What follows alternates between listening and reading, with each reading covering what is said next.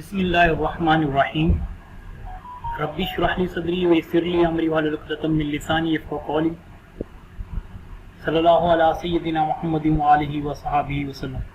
अस्सलामु अलैकुम students and hi viewers, welcome to IT knowledge seeker YouTube channel. ये student, आज के लेक्चर में हम सिलेक्शन स्ट्रक्चर को कवर करेंगे।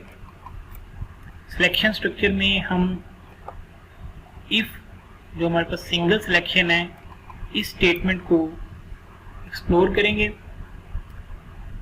लेक्चर स्टार्ट करने से पहले अगर अभी तक आपने हमारे चैनल को सब्सक्राइब नहीं किया तो चैनल को सब्सक्राइब कर लें और बेल आइकन को ज़रूर दबाएं ताकि हर नए आने वाली वीडियो का नोटिफिकेशन मिल सके।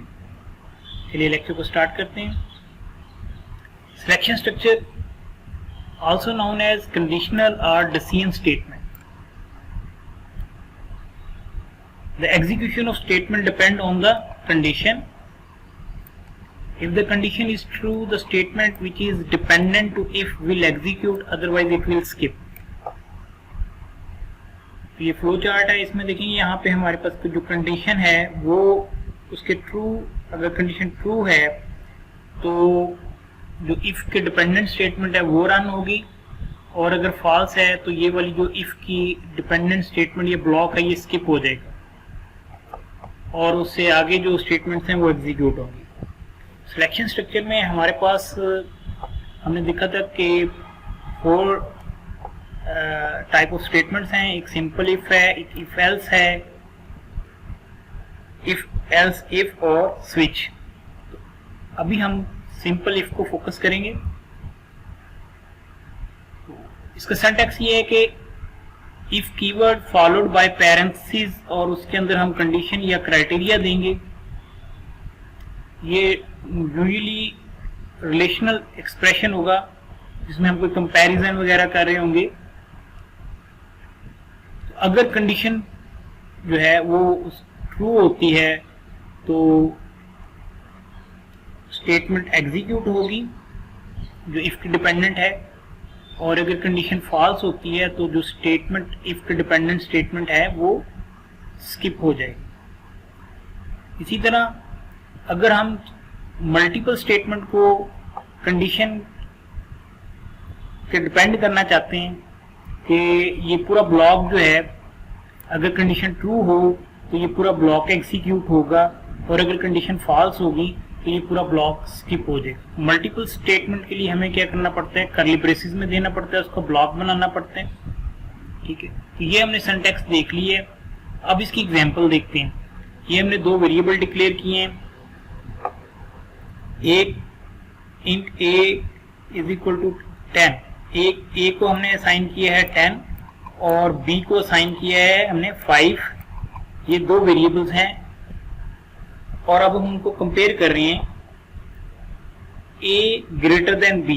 अब a में 10 है, b में 5 है। 10 ग्रेटर 5 कंडीशन ट्रू है, दैट मीन ये स्टेटमेंट एग्जीक्यूट होगी। जब ये स्टेटमेंट एग्जीक्यूट होगी और आपको पता है ये आउटपुट स्टेटमेंट है तो a की वैल्यू है 10 कंसोल पे लिखा जाएगा।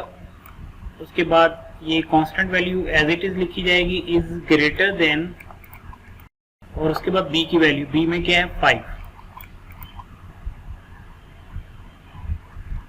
एक और एग्जांपल प्रोग्राम देखते हैं। Write a program that input a number, check whether it is even or odd. हमने एक प्रोग्राम बनाना है इफ सिलेक्शन स्ट्रक्चर को क्लियर करने के लिए। प्रोग्राम क्या है कि एक नंबर हमने यूजर से इनपुट लेना है और उसको चेक करना है कि वो इवन है या ऑड है। अब आप देखें कि हमारे पास इवन नंबर कौन से होते हैं। हर वो नंबर जो 2 पर पूरा पूरा तकसीम हो जाए हम उसको इवन नंबर कहते हैं। हमें कैसे पता चलेगा ये नंबर जो है 2 पर पूरा पूरा तकसीम हो रहा है? तो हम अगर किसी भी नंबर को, लाइक फॉर एग्जांपल मैं 12 है, इसको 2 पे डिवाइड करता हूँ, 2 इंटू 6 12, रिमाइंडर हमारे पास क्या है 0। जो नंबर है उसको हम 2 पे डिवाइड कर लेंगे मॉडुलस ऑपरेटर से, और अगर उसका रिमाइंडर जो आ रहा है उसको हम 0 के साथ कंपेयर कर लेते हैं तो वो इवन है। और अगर कोई भी हम नंबर ले लेते हैं, लाइक ऑड नंबर ले लेते हैं, 2 इंटू 6 12, रिमाइंडर क्या है 1। जो ऑड नंबर है उसका रिमाइंडर 1 आएगा और जो इवन नंबर है उसका रिमाइंडर 0 आएगा। ये हमने प्रोग्राम लिखा है।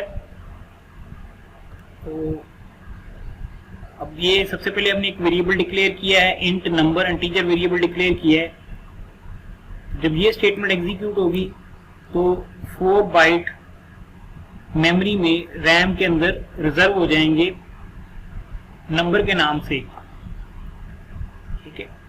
उसके बाद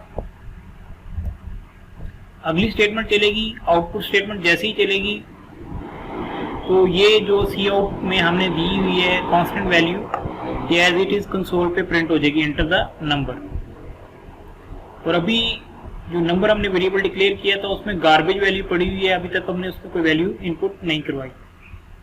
अब उसे अगली स्टेटमेंट जब एग्जीक्यूट होगी सीन, तो उसमें क्या होगा कि हम जो कंसोल पे वैल्यू एंटर करेंगे, जैसे मैंने यहाँ पे 5 एंटर किया है कंसोल पे, तो जैसे ही मैं एंटर प्रेस करूंगा ये वैल्यू जो है वेरिएबल में स्टोर हो जाएगी। Cin console input extraction operator ये वैल्यू कंसोल से एक्सट्रैक्ट करेगा और मेमोरी में स्टोर कर देगा हमारे वेरिएबल के अंदर, ठीक है। तो अब ये देखेंगे 5 जो है वेरिएबल के अंदर स्टोर हो चुके हैं। उसके बाद जब ये वेरिएबल में आ गया है तो अगली हमारी स्टेटमेंट क्या है, इफ की कंडीशन है, इफ स्टेटमेंट है। इफ के अंदर देखेंगे हमने पैरेंथेसिस के अंदर एक कंडीशन दी हुई है, हम नंबर को 2 पे डिवाइड कर रहे हैं मॉडुलस ऑपरेटर से। तो ये इतना जो एक्सप्रेशन है मॉडुलस ऑपरेशन, मॉडुलस ऑपरेटर जो है ये अरिथमेटिक ऑपरेटर है, इसकी प्रेसिडेंस जो है ये इक्वल रिलेशनल ऑपरेटर से ज्यादा है। तो पहले ये वाला ऑपरेशन होगा, इसका जो रिजल्ट आएगा वो इसके साथ कंपेयर होगा। अभी देखेंगे हमारे पास 5 वैल्यू थी, उसको हमने डिवाइड किया तो हमारे पास रिमाइंडर क्या है 1। अब 1 जो है वो 0 के साथ कंपेयर होगा। अब 1 इक्वल टू 0 कंडीशन क्या होगी, फॉल्स। जब कंडीशन फॉल्स हो गई तो इसका मतलब इस स्टेटमेंट ने स्किप होना है, इसने एग्जीक्यूट नहीं होना, ठीक है। तो ये हमारी स्टेटमेंट स्किप हो गई और उसके बाद कंट्रोल नेक्स्ट स्टेटमेंट पे चला गया। और इसमें हम जब देखते हैं दोबारा कंडीशन को, तो वही नंबर को 2 पे डिवाइड कर रहे हैं। अब नंबर को 2 पे डिवाइड किया, नंबर वही 5 है हमारे पास, 2 पे डिवाइड किया तो रिमाइंडर क्या है 1। 1 इक्वल टू 1। अब जो कंडीशन है ये ट्रू होगी क्योंकि कंपैरिजन जब हुआ 1 इक्वल टू 1 तो ये बराबर है, तो कंडीशन ट्रू है। तो अब जो इफ की डिपेंडेंट स्टेटमेंट है ये एग्जीक्यूट होगी और नंबर में हमारे पास क्या पड़ा हुआ है 5 और ये साथ जो कांस्टेंट वैल्यू है वो भी प्रिंट हो जाएगी। तो कंसोल पे क्या प्रिंट हो जाएगा, 5 इज ऑड। उसके बाद रिटर्न 0, दैट मीन कि हमारा प्रोग्राम जो है सक्सेसफुली जो है वो एग्जीक्यूट हुआ है। जो 0 रिटर्न करने का मतलब ये है कि हमारा प्रोग्राम जो है without any error successfully run हुआ है, रन हुआ है। आज के लिए इतना ही, मिलते हैं नेक्स्ट लेक्चर में। अल्लाह हाफिज।